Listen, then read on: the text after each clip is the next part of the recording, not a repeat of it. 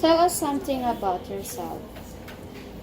Hi, good day. My name is Virginia Gerola and I am from the Philippines.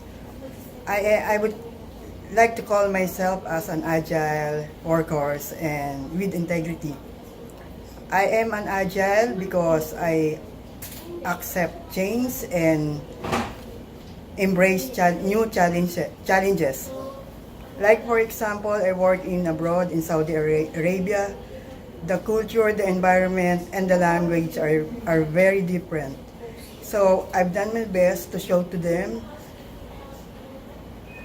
my best performance in maintaining or cleaning the university because I am a cleaner in the university. And about their language, mostly of the Arabians doesn't speak English, so I try to study their language so that I can communicate to them very well.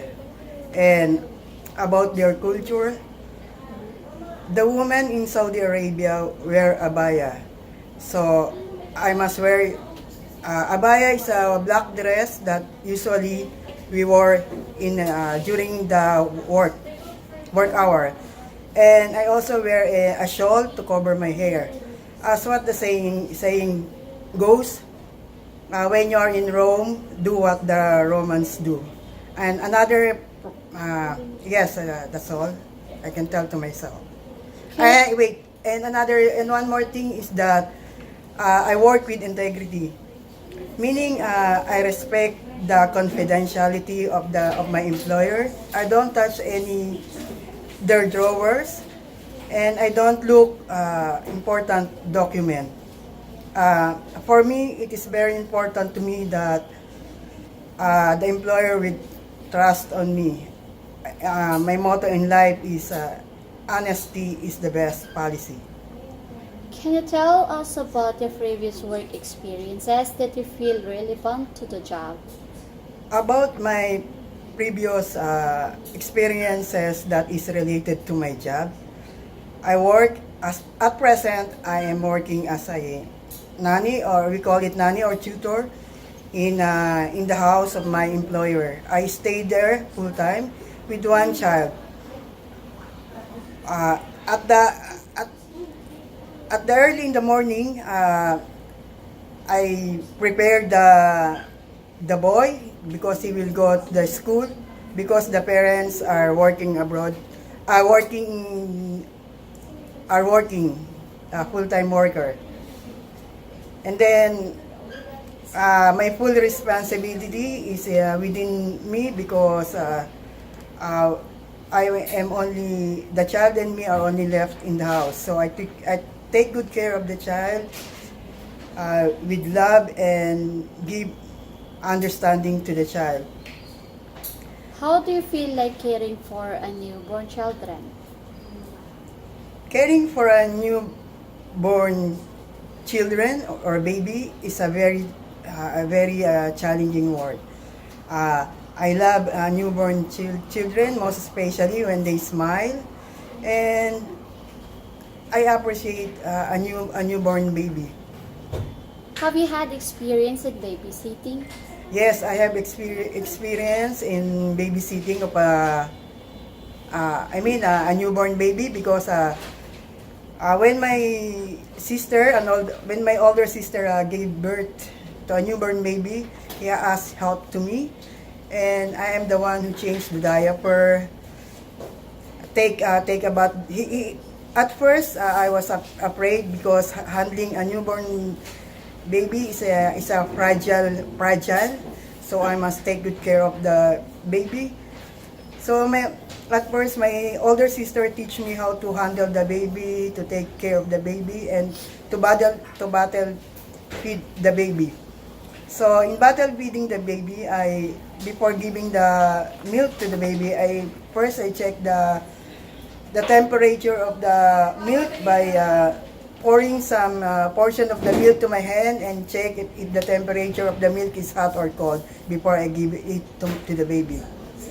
About babysitting, I have experience on that.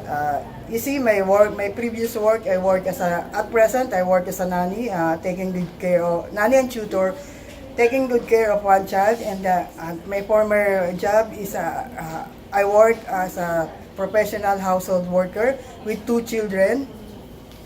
And my work is to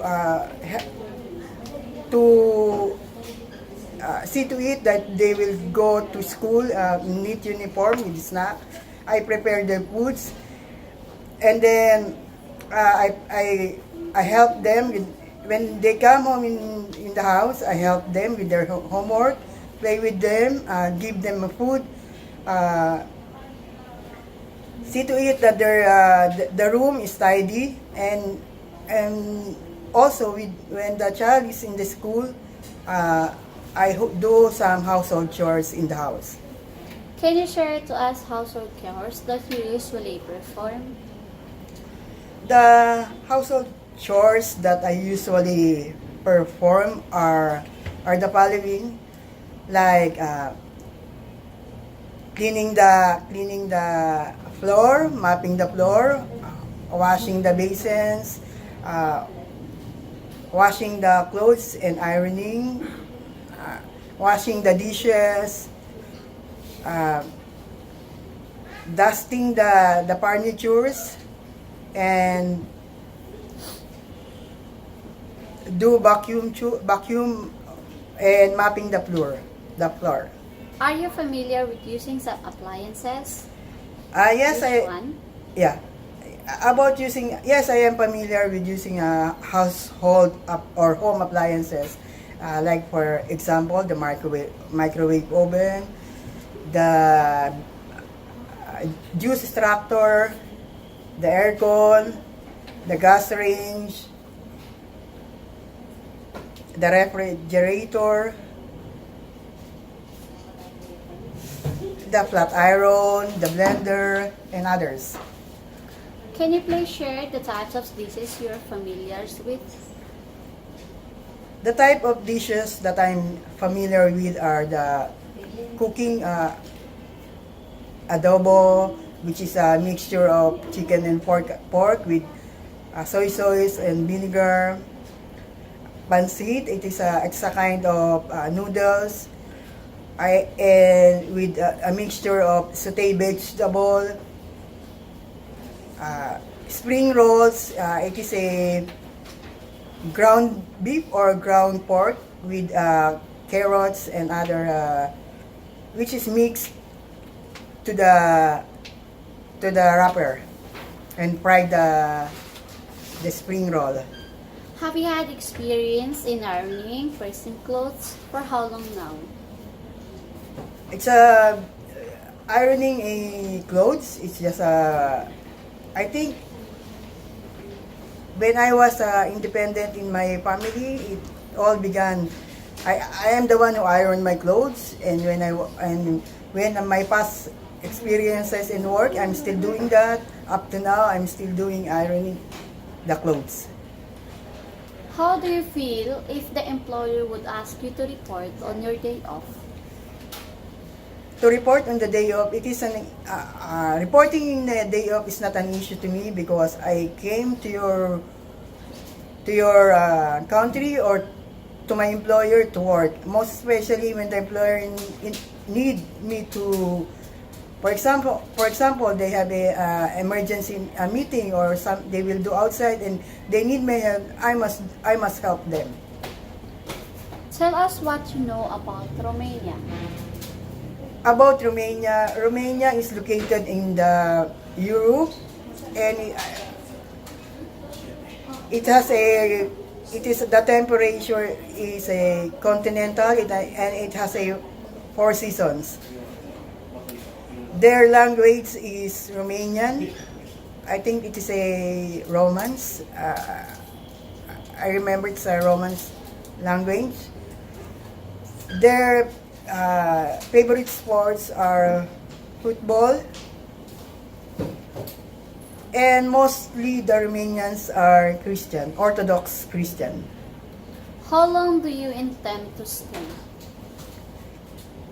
the intention the intention to stay in your country or in my employer is not an issue with me, as long as I'm doing good to the employer and the employer want my work, then I can stay as much as my employer want me to stay. How does your family feel about your leaving to work abroad? My family feel about leaving to work abroad is not an issue to me because my parents are now resting, and my siblings have their own family, and I am single because I concentrate on my work and study. That's why I remain single up to now. Any family obligations that you're leaving behind? As I mentioned earlier, that I don't have any obligation that I will left behind because when going abroad, because my parents are already resting in peace, and my siblings have their own family, and I'm only alone. That's why I don't have any responsibility to left behind. If given a chance, what would you like to tell to your employer? If I am given a chance to talk or to tell to my employer, I think I am the one that you are looking for. My experiences, my knowledge will show, will show that I will fit on the work that you need or look for. And thank you very much. That's all.